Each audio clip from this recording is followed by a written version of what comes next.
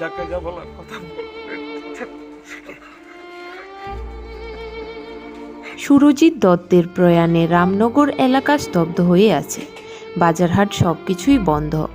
আজ 12টায় সুরজিৎ দত্তের মরদেহ নিয়ে আসা হবে বলে জানা যায়।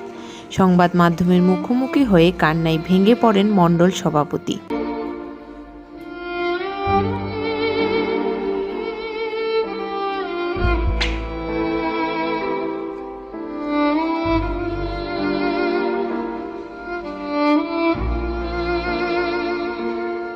তাতে আপনার এলাকার যে বিধায়ক উনি প্রয়াত হয়েছেন, কি বলবেন? এটা তো বলার ভাষা নেই। ওনার সঙ্গে 1987 ইংরেজি থেকে সম্পর্ক, এমন সম্পর্ক গড়ে উঠেছিল, কখনো বোঝাই যায়নি উনি আমার পরিবারের লোক না, একদম পরিবারের মতো লোক ছিল। দাদা বলে ডাকতাম। আগলে রেখেছিল এই রামনগরকে, দল মত নির্বিশেষে, জাতি ধর্ম সবার জন্য উনি কাজ করে গেছেন। জনগণের কল্যাণ যদি একজন বিধায়কের কাছে শ্রেষ্ঠত্ব বিচারের মানদণ্ড হয়, তাহলে বিধায়ক সুরজিৎ দত্ত সর্বকালের সর্বশ্রেষ্ঠ বিধায়ক ছিলেন। ভাষা নেই, অনেক ঘাত প্রতিঘাত সঙ্গে ছিলাম, ভাষা নেই। ওনার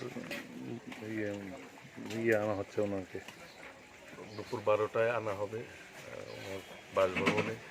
সেখান থেকে এখানকার দলীয় কর্মীরা সব বেরোবে। তো এই রামনগর যেন আজ স্তব্ধ হয়ে গেছে চতুর্দিকে। আমাদের এই রামনগরের অন্তর্গত যতগুলি ওয়ার্ড অফিস রয়েছে, ওয়ার্ড কাউন্সিলরদেরও অনুরোধ করেছি আজকে ওনার প্রতি শ্রদ্ধা জানাতে বন্ধ রাখার জন্য। আমাদের বাজারগুলিও বন্ধ থাকবে, এবং সেটা জানাতে হয়নি। বাজারের ব্যবসায়ীরা নিজের মনের থেকেই বন্ধ করে নিয়েছেন। ওনাকে এই এলাকার মানুষ প্রাণ দিয়ে ভালোবাসেন,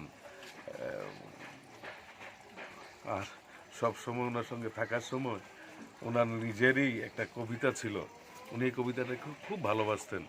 ওনার সঙ্গে যখন যেতাম, অ্যানাউন্স করতে যেতাম, তখন উনি বলতেন, তারপর এই কবিতাটা বল, আলা বলা দিল খোলা, জামা প্যান্ট ঢোলা ঢালা, যাকে যা বলার কথা বললেন।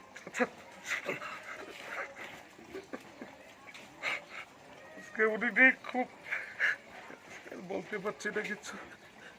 ঠিক আছে।